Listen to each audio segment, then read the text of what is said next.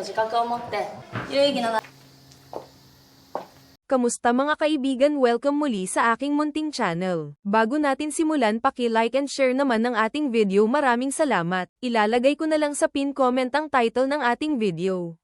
Simulan na natin. Nagsimula ang pelikula sa isang masarap na guro na si Jemmy. Siya ay nagtuturo sa isang eskwelaan kung saan ay puro mga lalaki lamang ang mga estudyante. Dahil sa taglay na kagandahan ni Jemmy at sa ubog ng katawan, hindi niya alam na lihim siyang pinagnanasaan ng kanyang mga estudyante. Subalit ito pala ay may lihim na relasyon sa direktor ng eskwelaan.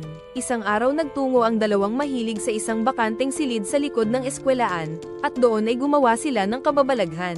Nang matapos ang kanilang ginawa, agad silang lumabas sa silid at mabilis na bumalik si Jemmy sa kanyang klase na parang walang nangyari. Habang nagtuturo, napansin naman ng dalaga ang isang estudyante na nagngangalang Jun, dahil may dugo ito sa ilong. Si Jun ay isang simpleng binata na laging inaasar ng mga kaklase, dahil wala itong lakas ng loob upang ipagtanggol ang sarili. Nang matapos ang klase, hinatid ng mahilig na si Miss Awa, si Jemmy, subalit bago niya ito ihatid dumaan muna sila sa paupahan na kwarto, at doon ay muli na naman silang gumawa ng milagro. Nang matapos ang kanilang ligaya, inabot na ng gabi ang dalawa sa daan, at napagod ng husto ang dalaga kaya hinatid na ito ni Miss Awa. Kinabukasan, habang naglalakad ang dalaga, nakita niya si Miss Awa sa isang silid na kausap nito ang kanyang kaibigan, at narinig niya ang binabalak nitong pagbabakasyon kasama ng kanyang pamilya. Dahil doon, ay malungkot itong umalis at nakaramdam ng selos, subalit wala itong magawa kaya nagtungo na lamang siya sa silid kung saan lagi silang gumagawa ng milagro ni Miss Awa. Dahil sa kalungkutan ay humiga siya dito upang mapakalma ang sarili. Samantala ang binatang si Jun, ay patuloy pa rin ginugulo ng kanyang mga kaklase, subalit bigla niyang itinulak ang isa at mabilis na tumakbo palabas. Dahil sa sobrang takot nagtatakbo ito at tumalon sa bintana ng second floor para lang makatakas, at himalang hindi siya gaanong nasaktan. Matapos noon ay muli na naman itong tumakbo at napunta siya sa silid kung saan gumagawa ng kababalaghan sina Miss Awa at Jemmy.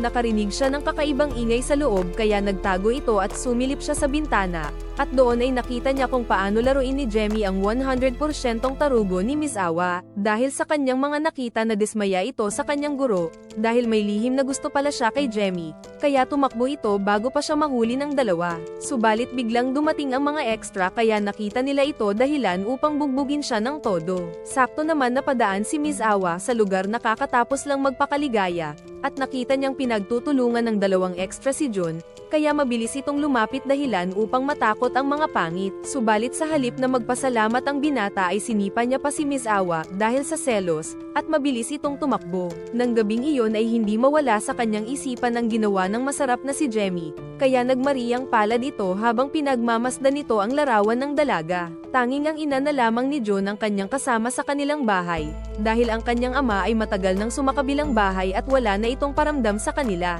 Nagbigay ang ina ni Jun ng isang kwintas na Lucky Charm, at sinabi nito sa kanyang anak na magagamit niya daw ito, at kung may nanaisin daw itong isang bagay ay magdasal lang daw ito upang humiling.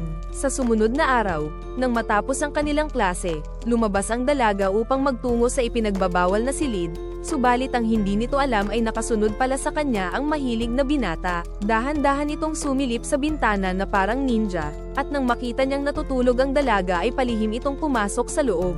Nang makapasok na ang mahilig, pinagmasdan niya na may pagnanasa ang masarap na guro, at dahan-dahan gumalaw ang mga malilikot nitong kamay habang si Jemmy naman ay masarap pa din ang tulog.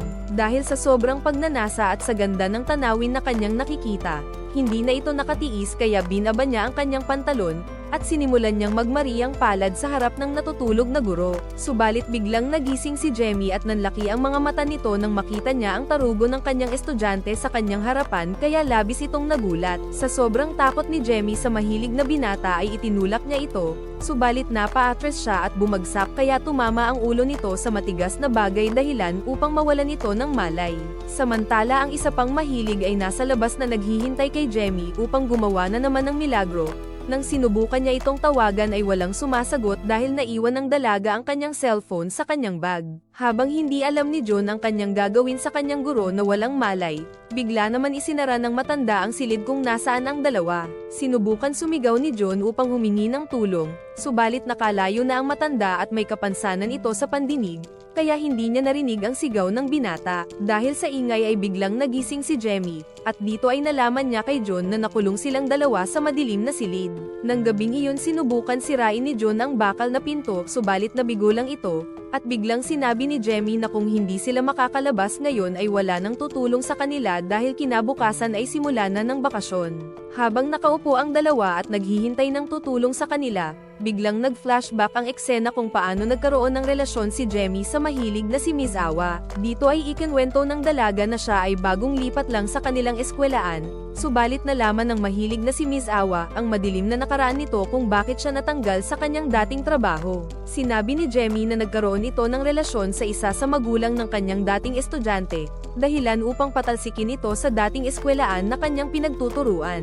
Siya din daw ang lumandi kay Miss Awa kaya hindi ito pinalagpas ng mahilig at sinamantala ang pagkakataon.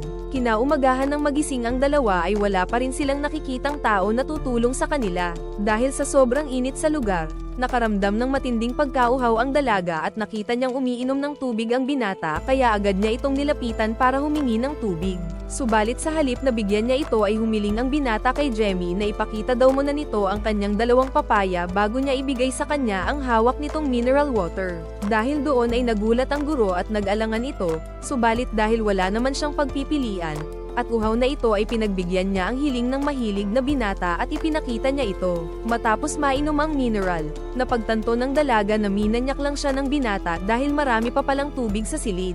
Makalipas ang ilan sandali, sinubukan sumigaw ni Jemmy sa labas subalit nabigo lang ito dahil wala pa rin tao. Dahil sa matinding init sa lugar, nagpa siya si Jemmy na tanggalin ang kanyang suot na blouse upang makaramdam ito ng konting ginhawa. Muling sumapit ang gabi at hindi pa rin nakakalabas ang dalawa, kaya saglit silang nagkwentuhan patungkol sa kanilang buhay hanggang sa makatulog ang mga ito. Kinabukasan sa ikatlong araw nilang nakakulong, dahil sa matinding init at walang makain, kahit na meron silang tubig ay nanghina ang dalaga dahil sa sobrang gutom. Dahil sa desperado na itong makakain, sinabihan niya si John na papayagan niya itong gawin ang kahit ano sa kanyang katawan basta ikuha niya lang daw ito ng makakain.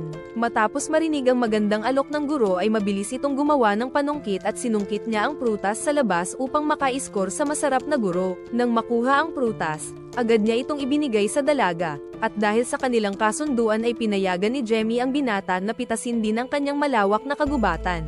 Talagang napakatindi ng kanilang bakbakan na inabot pa ng gabi. Kinabukasan paggising ng dalawa, nakaisip ng paraan si John, at gumawa siya ng apoy gamit ang kwintas na ibinigay sa kanya ng kanyang ina upang masindihan ang mga paputok. Matapos noon ay naupo ang dalawa upang maghintay kung meron nakakita sa mga paputok na kanilang sinindihan.